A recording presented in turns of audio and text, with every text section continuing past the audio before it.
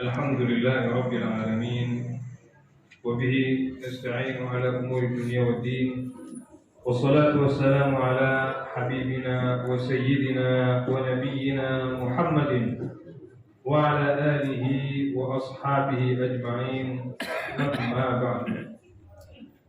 Jamaah tarawih yang berbahagia rahimakumullah. Tanpa terasa kita sudah ada di penghujung 10 pertama bulan Ramadan. Pekan pertama di bulan Ramadan ini sudah berlalu. Kita sudah berada di pekan yang kedua. Rasanya baru kemarin kita semua menyaksikan sidang isbat.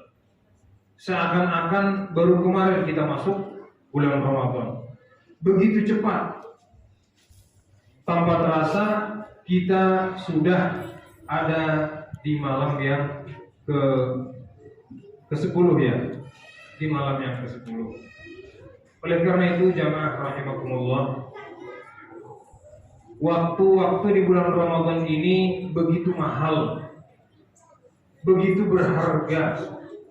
Banyak dari saudara-saudara kita, orang tua kita, sahabat-sahabat kita yang mungkin tarawih bersama kita di Ramadan tahun lalu. Namun di Ramadan tahun ini mereka telah dipanggil duluan oleh Allah Subhanahu wa taala. Oleh karena itu, berkumpulnya kita pada malam hari ini merupakan nikmat yang harus kita manfaatkan dengan sebaik-baiknya. Artinya Allah masih memberikan usia kepada kita, masih memberikan kesempatan kepada kita. Jamaah rahimakumullah, pada kesempatan kali ini saya ingin mengajak kita semua di bulan Ramadan untuk mencari satu hal yang sangat berharga, yaitu cintanya Allah Subhanahu wa taala. Khususnya di bulan Ramadan ini, di mana Allah Subhanahu wa taala membuka pintu rahmatnya seluas-luasnya, potensi untuk kita mendapatkan maghfirah, ampunan, taubat dan kasih sayang dari Allah Subhanahu wa taala begitu besar. Maka marilah kita memanfaatkan bulan Ramadan ini dengan sebaik-baiknya, terutama dengan menggapai cintanya Allah Subhanahu wa taala. Jamaah rahimakumullah, jika kita sebagai hamba mencintai Allah, itu tidak ada yang istimewa, karena itu sudah suatu hal yang wajar. Siapapun yang berbuat baik kepada kita, niscaya kita akan tunduk, akan patuh, akan berhutang jasa, akan jatuh hati kepadanya. Sehingga jika kita cinta kepada Allah, itu sudah suatu hal yang wajar. Mari kita renungkan, kita diciptakan oleh Allah Subhanahu wa taala, ada di muka bumi ini, lalu Allah berikan kita fasilitas-fasilitas untuk menghamba kepadanya. Ketika kita suatu saat malas untuk beribadah kepadanya, apakah fasilitas tersebut ada yang Allah cabut? Tidak. Fasilitas itu tetap Allah berikan kepada kita. Atau ketika kita menggunakan nikmat yang Allah berikan kepada kita untuk bermaksiat kepadanya, apakah Allah cabut nikmat tersebut? Tidak. Allah masih menangguhkan dan menangguhkan. Bayangkan, andai karena satu sholat yang kita tinggalkan atau satu maksiat yang kita lakukan, Allah cabut satu nikmatnya. Katakanlah nikmat satu mata saja. Kemudian bermaksiat berikutnya Allah jadikan kita tuli. Maksiat berikutnya Allah jadikan kita lumpuh. Mungkin kita semua sudah binasa, tapi karena kasih sayangnya Allah Subhanahu wa taala kepada kita dan agungnya nikmatnya Allah kepada kita, kita masih ditangguhkan. Tapi ingat, Allah menangguhkan tapi tidak membiarkan. Allah menangguhkan, Allah menunda, tetapi tidak melalaikan, karena Allah maha adil. Oleh karena itu, jamaah rahimakumullah, kalau kita cinta kepada Allah itu hal wajar, karena Allah begitu baik kepada kita. Yang istimewa adalah ketika seorang hamba mendapatkan cinta dari Allah Subhanahu wa taala. Dan dalam hadis yang diriwayatkan oleh Abu Hurairah radhiyallahu anhu, bahwasanya Nabi sallallahu alaihi wasallam bersabda, "Idza ahabballahu ta'ala al-'abda Jika Allah telah mencintai seorang hamba, nada Jibril, Allah akan memanggil Jibril. Inna Allah yuhibbu fulanan fa'ahibbah fayuhibbu Jibril. Wahai Jibril, aku cinta kepada hambaku si fulan ini, maka cintailah dia. Jibril pun mencintainya.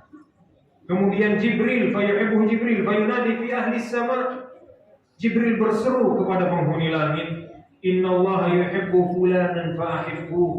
Sesungguhnya Allah mencintai fulan, maka wahai penghuni langit seluruhnya, cintailah si fulan ini karena Allah mencintainya.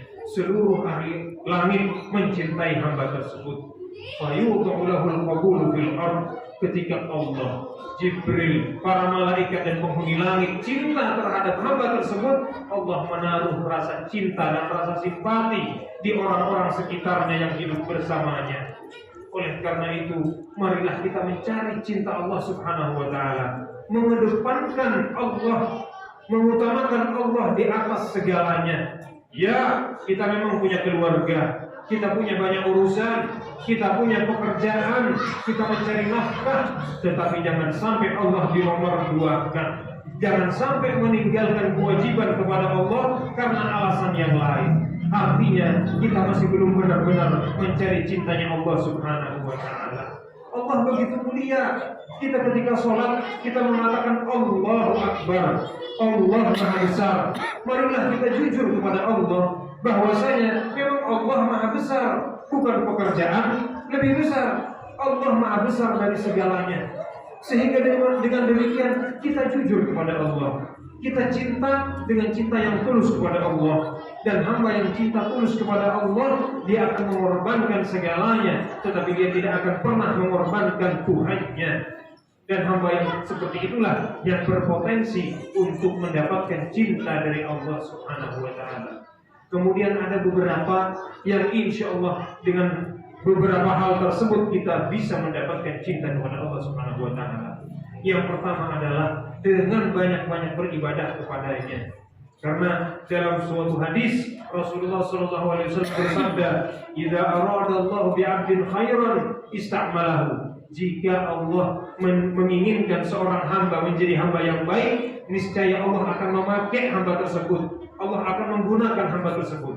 Sahabat bertanya, "Kaifa yasta'miluhu ya Rasulullah?" Gimana maksudnya Allah memakai hamba tersebut wahai Rasulullah? Rasulullah menjawab, "Yuwaffiquhu li'amalin salihin qabla al-maut." Allah akan memberikan taufik, Allah akan memberikan hidayah dan kemudahan baginya untuk beramal soleh sebelum ajal menjemputnya, supaya nanti ketika ajal datang dia wafat dalam keadaan beramal soleh, dalam keadaan hubungan antara dia dengan Allah baik, sehingga dia wafat dengan husnul khotimah. Sehingga para ulama menyimpulkan Allah Subhanahu wa Ta'ala menyembunyikan cinta dan ridhonya di balik ketaatannya. Maka marilah kita mencari cinta itu pada ketaatan kepada Allah Subhanahu wa Ta'ala. Kita tahu di cerita yang sangat terkenal sekali bagaimana dahulu di Bani Israel ada seorang pelacur, kemudian dia menemukan anjing yang kehausan. Dia berikan minum kepada anjing tersebut. Karena sebab perbuatan baiknya itulah Allah ampuni dosa-dosanya. Jadi jangan pernah meremehkan amal soleh sekecil apapun. Karena bisa jadi di balik amal soleh tersebut kita mendapatkan ridho, maghfirah dan cinta dari Allah Subhanahu wa Ta'ala. Khususnya di bulan Ramadan ini, marilah kita memperbanyak ibadah kita. Janganlah pernah kita hitung-hitungan terhadap ibadah. Kalau disuruh ibadah, apa fadilahnya, apa pahalanya? Sudahlah, marilah kita beribadah saja. Kesempatan hidup ini tidak terulang dua kali. Apalagi bulan Ramadan tidak ada yang menjamin akan kita bertemu dengan bulan Ramadan berikutnya. Setiap detik dari bulan Ramadan ini begitu berharga. Janganlah kita hitung-hitungan. Barangkali dari tarawih yang kita laksanakan, dari majelis ilmu yang kita hadiri, mungkin di balik itu ada ridho yang Allah simpan untuk kita, menjadi investasi kita di akhirat nanti. Sehingga yang pertama itu adalah memperbanyak amal soleh. Yang kedua adalah mengikuti petunjuk Nabi Sallallahu Alaihi Wasallam. Karena Allah Subhanahu Wa Taala berfirman, "Qul in kuntum tuhibbuna Allah fattabi'uni yuhibbukumullah." Katakanlah wahai Muhammad, jika kalian wahai umatku mencintai Allah, maka ikutilah aku, ikutilah Nabi Muhammad. Niscaya Allah akan mencintai kalian. Karena Allah Subhanahu wa taala mencintai hambanya Nabi Muhammad, hamba yang paling spesial. Siapapun yang bercermin kepada kehidupan beliau dan berusaha untuk mempraktikkannya di dalam kehidupannya, Allah pun akan mencintainya. Kita pelajari bagaimana Nabi sholat, bagaimana Nabi di bulan Ramadan, bagaimana Nabi bersosial dengan istrinya, dengan sahabatnya, keluarganya, tetangganya, dengan sesama kaum muslimin. Bagaimana Nabi sholat sampai kakinya pecah dan bengkak, saking lamanya sholat. Sedangkan kita soal sholat kita perhitungan. Padahal ini adalah hamba yang sudah dijamin masuk surga dan seluruh dosanya sudah diampuni. Maka di mana kita yang masih belum tahu bagaimana kabar dosa kita, bagaimana tabungan di akhirat kita, bagaimana nanti akhir dari hayat kita, harusnya kita lebih dari itu lagi dalam beribadah. Kemudian yang ketiga, jamaah rahimakumullah, yaitu adalah ridho terhadap semua takdir yang telah Allah tetapkan. Seperti apapun kita berkeinginan, kita tidak akan pernah bisa mendikte takdirnya Allah Subhanahu wa taala.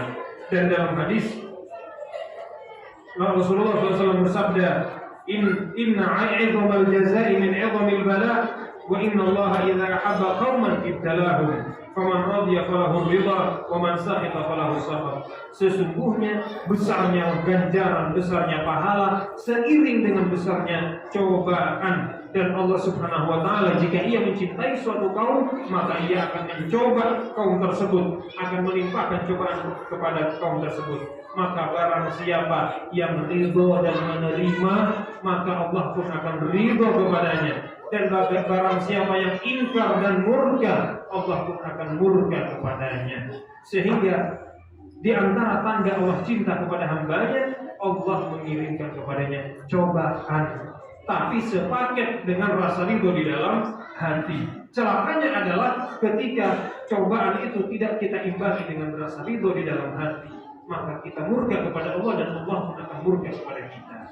Ibadallah, sehingga tiga inilah yang insya Allah bisa mendekatkan kita kepada cintanya Allah Subhanahu wa taala. Yang pertama adalah dengan memperbanyak amal soleh, nggak usah hitung-hitungan. Sebagaimana Allah juga nggak hitung-hitungan masih nikmat sama kita. Yang kedua dengan mengikuti Nabi Shallallahu Alaihi Wasallam dalam segala kehidupannya, dalam segala perkataan dan perbuatannya.